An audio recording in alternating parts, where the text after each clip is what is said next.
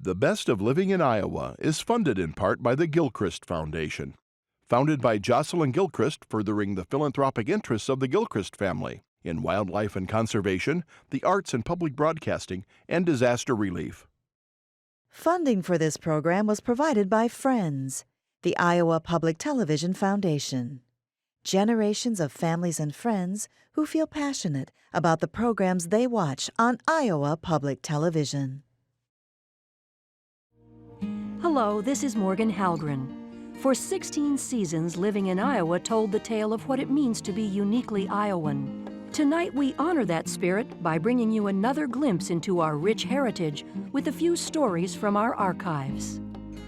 In this episode of The Best of Living in Iowa, we attend a sale that will test your horse sense, follow a basketball team whose innovative style has scored more than a handful of points, and explore a few myths on the tug of the moon.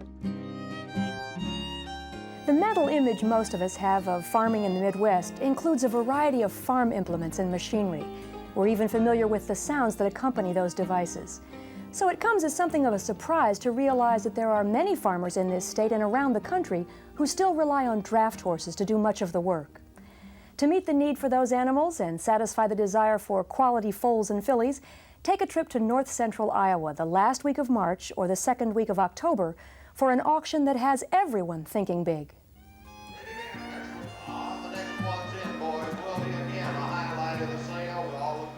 I think there's a quote, something about there's nothing better for the inside of a man, woman, or child than the outside of a horse. 14, now 15. 14 and now 15 and now 16.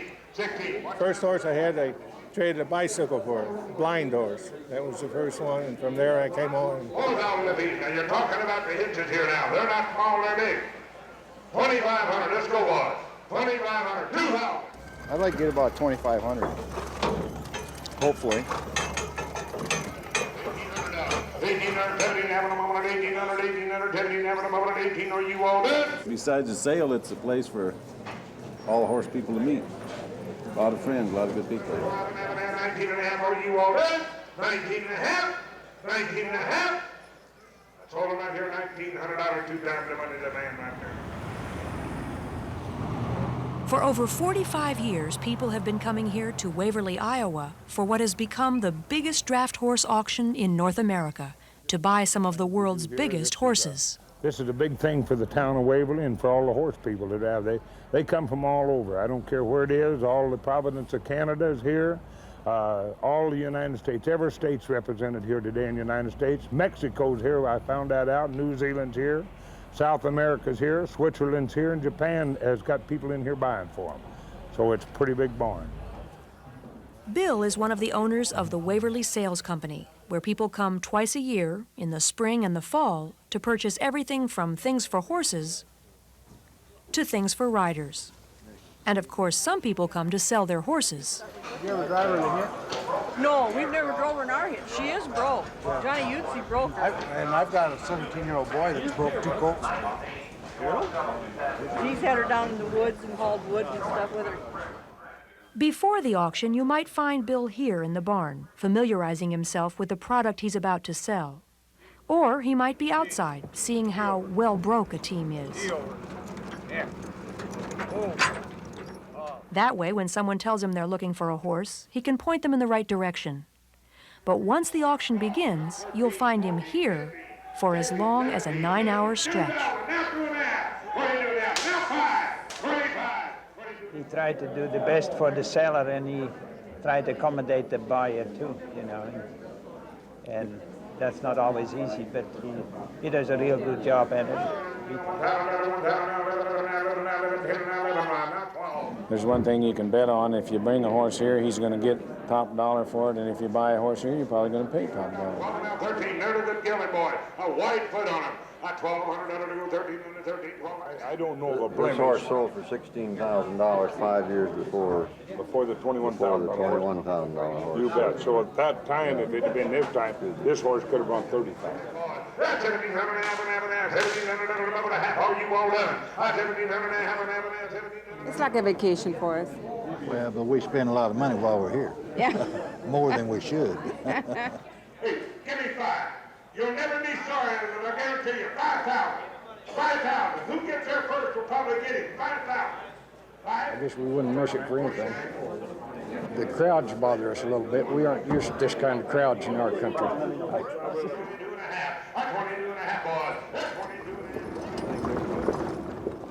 In these days of big farms and big farm machinery, it's hard to believe that there might be someone who might actually need a horse to farm with. But those people do exist. You'll find them well represented at the auction, and they have, of course, contributed to making the auction what it is today. The Amish is well represented here, you bet. They love the horses, they farm with the horses, and they're the thing that really helped keep this thing alive. What's the matter here, boys? These horses are broke. I know they're just as good as you're going to find them. Nobody will have them broke any better. Let's hear them 2.5, boys. They know good horses, and some of them, you know, just, they don't go for the show horses, they go for the other kind of horses, but that's what they do. That makes their living that way. Big crowd, big horses, and big prices mean big business. But for some, it's not the size of the event, but how big a role the horse has played in the lives of all of us. You know, we get so involved in new ways of doing things, new methods, technology, that we once in a while need to sit back and enjoy and appreciate some of the old things. And I think the draft horses is one of those things that can kind of take us back into a quieter, gentler time, and there's a stability there, I think, and it shows in the people that work with them, and I don't know, there's just a good feeling around the draft horses. How are you all done? You win 1,050, Jerry. 23 to buyer, 2, 3 to buyer.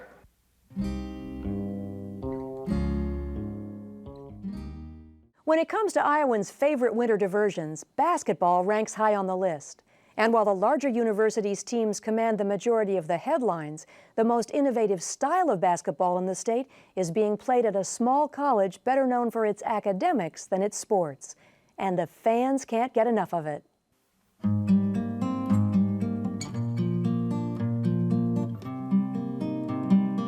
A cold Iowa night is defied by the small, hot Darby Gym on the Grinnell College campus. 1,500 fans pack in to see the wildest style of play ever rolled onto a basketball court. Eric Walsh the steal. Here's a shot for three. Goal! Steve Norland for three. Welcome to the system. It's a lot of fun. You got a lot of friends playing on the team, and we're winning games, so it's not much better than that. The system involves 16 Grinnell College students running madly around a basketball court, trying to win games with a strategy never seen before. Take 100 shots in a 40-minute game. Take 50 three-point shots. Force 32 turnovers. Play 16 players in short bursts during the game, subbing 5 players at a time. With Steve Norland, Sean Falzer, Matthew Brown, Eric Walsh, and Patrick Choquette. It looks like hockey on hardwood. Sub 5 players in, play full speed, sit 5 players down. Hockey was the sport that gave head coach David Arsenault the inspiration for the system. The reason I created this was to maximize participation and to give my players something positive to talk about when we lost. Those that come love it and have a great time. I've never really gotten a complaint from anybody. In layman's terms, get a shot off every 12 seconds to get the ball back every 12 seconds, and do it using 16 people. Subbing a new 5 every 35 seconds off the shot clock. And really working very hard to create pace to wear another team down so that we set up a game. If we're within 10 points with 10 minutes to play, we're feeling pretty good. Eric, pick up the pace a little bit, please. You're not moving quick. Let's go. Come on. Quick feet. Quick feet. You've had 2 days off now. You got to pick up the pace. Attracting athletic talent to Grinnell has always been a challenge. With a demanding academic environment, the average student is more focused on achievement in the classroom than on the court. Devoting hours of time to a sport that one seldom gets to play can be too much to ask of a student. The system rewards students for their efforts by getting them on the court, and they are rewarded again when they play the game. Grinnell. Here's a three-ball good. Is that Eric Walsh that time? Patrick Choquette is a senior captain from Des Moines and leads the team in rebounds. It is something very unique, obviously, and it offers things that other programs can't offer, like having 15 people contribute, having 15 people have memories, have 15 people have moments out there. We're jamming as much as we can into that 40 minutes and just leaves time for special things to happen. Patrick Shulkin, here's a drive, baseline. Plenty of special things have happened in the 10 seasons the system has been used here. The Pioneers have led the college basketball world in scoring in each of those 10 seasons. They hold 40 NCAA records, some as a team, some for individuals. The most dramatic turnaround has been in wins. A basketball program that hadn't won a conference title since 1962 has now won 3 since 1995, and 2 of the last 4. Winning and scoring have brought out tremendous crowds to both the Grinnell campus and every opponent they visit. Most come to see what is billed as a basketball circus, but some see the system as more than just a sideshow. Tim Hyman, Knox head coach. The system is something I would drive hundreds of miles to watch a game being played, but not to coach against the system. One of the most admirable things in the world is you're going to see 15 Grinnell kids work harder as an entire group of 15 than any other team in the world, because they've got their minute and a half or minute and 45 seconds on the floor and they just absolutely kill themselves. And that's so admirable, it's ridiculous. I mean, they have all sorts of guys diving on the floor and hustling like crazy. It's the most innovative thing that's happened to basketball in, 50, 60, 70 years. And as to whether or not it catches on to be a popular thing, time will tell with that. A lot of times I'm going so hard that I'm ready to get off, and it doesn't seem like 35 seconds because you're sprinting around as hard as you can for 35 seconds to, sometimes they go for like 2 minutes, and it's just like you feel like you played an entire game. Effort is what makes the system work, and that effort can have surprising results. It seems to me that we've had a lot of kids that have overachieved. Like, we have a lot of kids that are maybe not quite the same caliber of athlete as the opposition, but us playing as hard as they can for a short time versus other better athletes pacing themselves over the long haul has allowed us to compete. I'd be very curious to know what the system would look like if I had the superior athletes. There's lifelong experiences being had here by people that some of them couldn't start for Grinnell High School. On this cold Iowa night, Grinnell says farewell to 6 seniors and a 60-year-old building. Next season's games will be played in a new modern facility that will lack Darby's quirks. A concession stand just feet from the court, a floor that is 10 feet too short, and a radio booth that sits almost on top of the action. Here's a drive, layup, good! Eric Walls to the other end, answers the door. He's got a total of 8. This is a once-in-a-lifetime thing right here. A capacity crowd came to celebrate another successful season and document the final game in Darby. A slowdown strategy by Knox holds Grinnell well below their 125-point average. But for a team that averages 53-point attempts a game, the ending was appropriate. 105. 13 seconds out. Last shot time for now. 9 seconds, 8 seconds. Steve Wood in the front court. 6 seconds, 5 seconds, 4 seconds, 3 seconds. Wood right side. Long three-pointer. Good up and goes. Wood! It's the winner! It's the buzzer! And one away! A fadeaway 3! As time runs out! What a way to close out Darby. My goodness.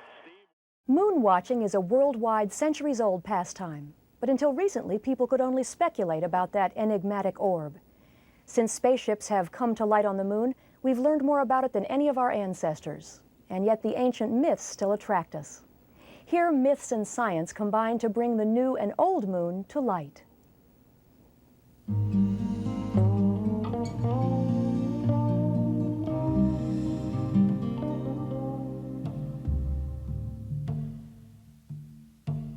The moon, silent, less showy partner to the sun, has inspired the human mind to explore.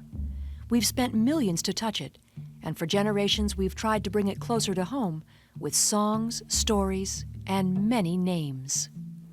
Varuna, Soma, Suki, Metzli, Mama Kia, Hina, Jupiter, Juno, Selene. Pa, Names of the moon. gods and goddesses of the moon. Armstrong, Aldrin, Collins, Conrad, Bean, Gordon, Shepard, Mitchell, Rusa, Scott, Irwin, Warden, Young, Duke, Mattingly, Cernan, Schmidt. Evans. Names of astronauts who have flown to the moon. It's one small step for man, one giant leap for mankind. When you look at the moon, what do you see on its face? Laughing man. Girl's face with her hair thrown back. Rabbit. Jack and Jill carrying a bucket of water. Crab.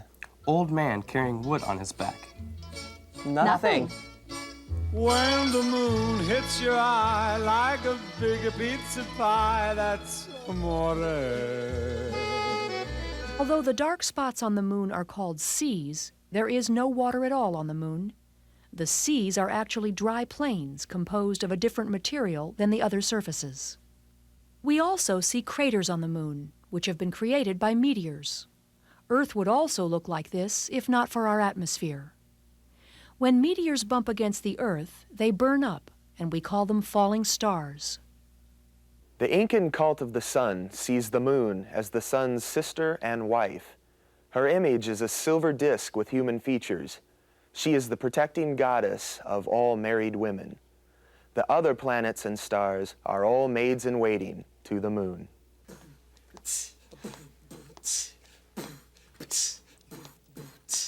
Hey diddle diddle, the cat and the fiddle, the cow jumped over the moon.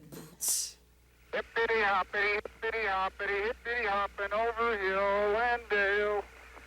Da da da da da da da da da da da da.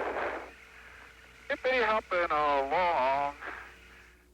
A myth of Lower Congo about the deluge says that long ago, the sun met moon and threw mud at it, which made it less bright. When this meeting happened, there was a flood on Earth. The Zambezi of Mozambique explained the spots on the moon this way. Formerly the moon was very pale and did not shine, and was jealous of the sun with its glittering feathers of light. She took advantage of a moment when the sun was looking at the other side of the earth, and stole some of his feathers of fire to adorn herself. But the sun found it out, and in his anger splashed the moon with mud which remained stuck to it for all eternity. Ever since then, the moon is bent on vengeance. Every 10 years, she surprises the sun when he is off guard and cunningly splatters him with mud in his turn. Then the sun shows large spots and for some hours cannot shine, so that the whole earth is sad, and people and animals are greatly afraid, for they love the sun. At the tone, 18 hours, 47 minutes, Coordinated Universal Time.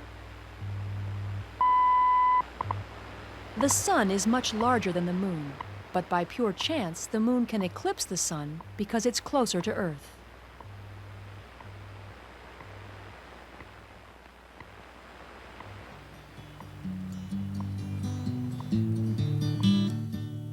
As I'm being followed by a moon shadow, moon shadow, moon shadow, leaping and hopping on a moon shadow, moon shadow, moon shadow. According to the Farmer's Almanac, when the moon is between new and first quarter, plant strawberries, corn, and leafy vegetables. When the moon is between first quarter and full, plant tomatoes, squash, peas, and beans. When the moon is between full and last quarter, plant below-ground crops like potatoes. When the moon is between last quarter and new, do not plant. Use this time to get rid of weeds and cultivate. Oh,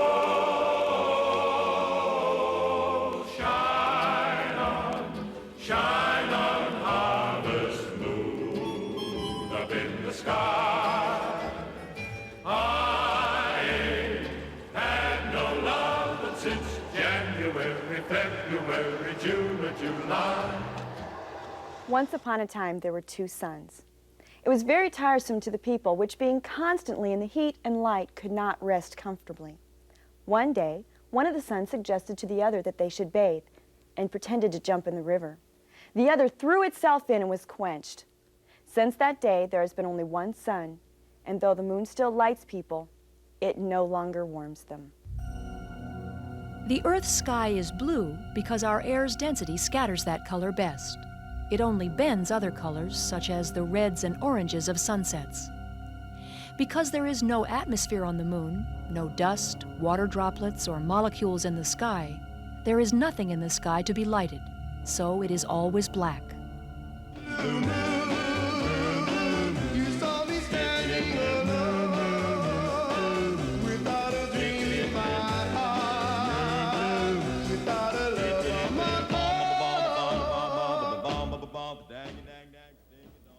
Greek myth stated that Selene, with her golden crown, illuminated the shadowy night.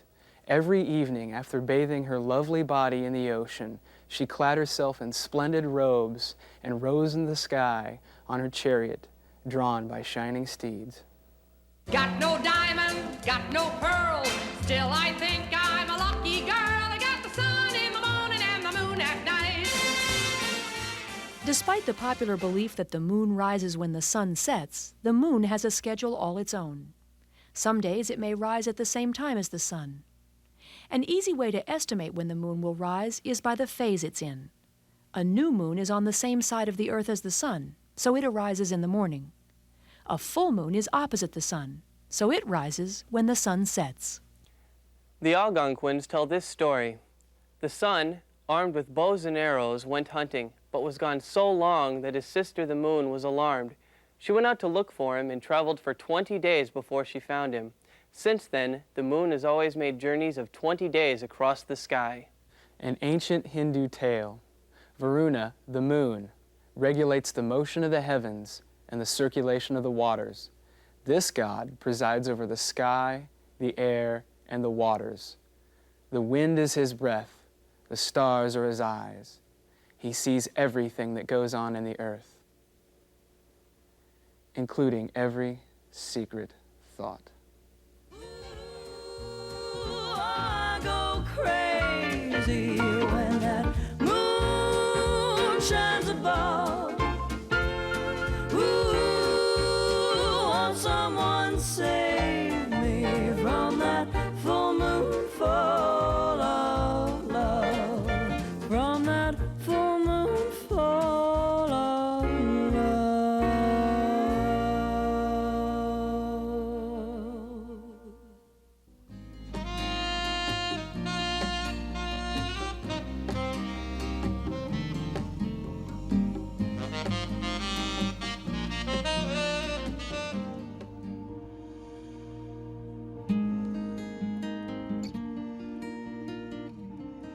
The Best of Living in Iowa is funded in part by the Gilchrist Foundation.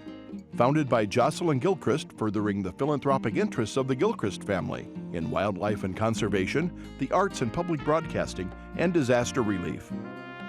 Funding for this program was provided by Friends, the Iowa Public Television Foundation. Generations of families and friends who feel passionate about the programs they watch on Iowa Public Television.